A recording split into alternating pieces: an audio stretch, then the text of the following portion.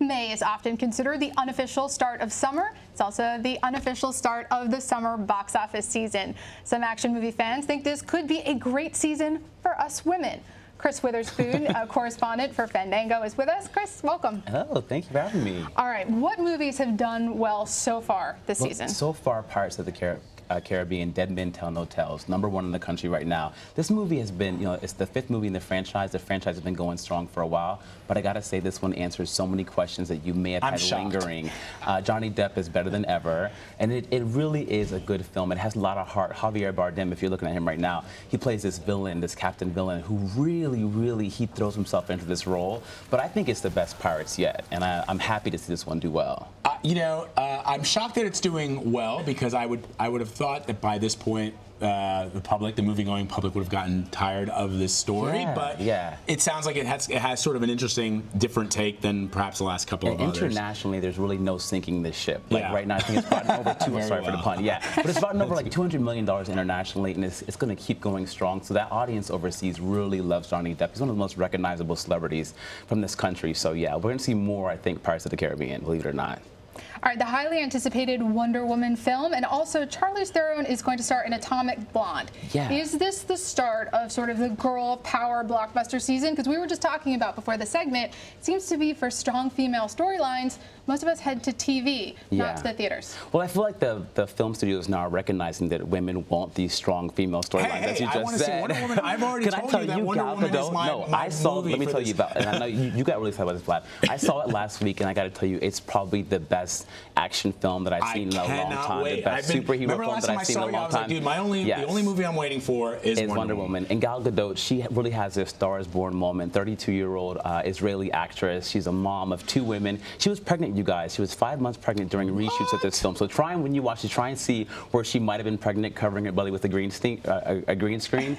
But yeah, she's absolutely phenomenal in this movie. I think it has so much heart, and it really explains who Wonder Woman was as an Amazonian warrior princess, and how she goes to World War I and kind of becomes this superhero that we know with the wristbands and the headband and the hair and all the fashion. Just watching this trailer it's epic. Giving my fanboy excitement. And the other one is Atomic Blonde, which Paula mentioned. Yes, and that's kind of it's been a cult sort of underground. People have known about it through the graphic novels and things, but this is going to be hot. And how can you go wrong with Charlize Theron, 6-inch heels, one of the most beautiful women in the world, running around, taking down bad guys. She's a spy in Germany. It's like Cold War, 1980s, and she really throws herself into this role. She talked about how she thinks it's amazing she even got this part. There's ageism in Hollywood, as we all know, and she thought that this role could have gone to someone who's like 30. She's 41 years old, but she really, again, looks stunning. She's gorgeous, and like I said, Charlize Theron in heels, kicking butt, taking names. You cannot go wrong with that. Good for her. I mean, who is the audience for these movies? Are they trying to get women? Vlad. Who's in the theater with Vlad? Who's sitting next to Vlad at these movies? Because it does seem like they're trying to get back some of the audience that perhaps they've lost to streaming. Yeah,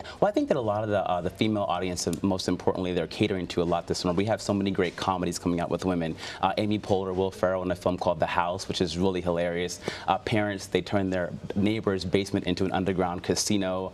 Fight Club. They're kind of like road trip movie. It's like an African-American theme. Girls Trip with Queen Latifah, Jada Pinkett Smith. The first time they're collaborating since Set It Off, so it's been like 21 years. And that one comes from Will Packer, Malcolm D. Lee. They're describing that as like The Hangover meets Sex in the City. So there's so many films that are really catering to ladies like you, getting the girls dressed up and coming out, girls' night out at the picture show. That's great. Yeah, it's been a long time. Most of the time when we want to watch, we stream. Yeah, that's so true. One thing, Chris, I have not heard a lot of buzz about the new reboot of Spider-Man, and as you know, as a fanboy, I was waiting for that, but it seems as if it's sort of cooled off. I don't know why that is. I don't know if the studio's trying to dampen expectations. What are you hearing? Maybe, but I feel like this film, I think it's one of the most comedic heavy Spider-Mans that I've seen so far. I've seen some clips of it, and Tom Holland, absolutely genius, the young guy who's playing Spider-Man. We get to see really his relationship as a mentee to Iron Man. But I think this film is going to do well. There's been so many Spider-Man films, but I still feel there's an audience. My son, he's 5.5 years old.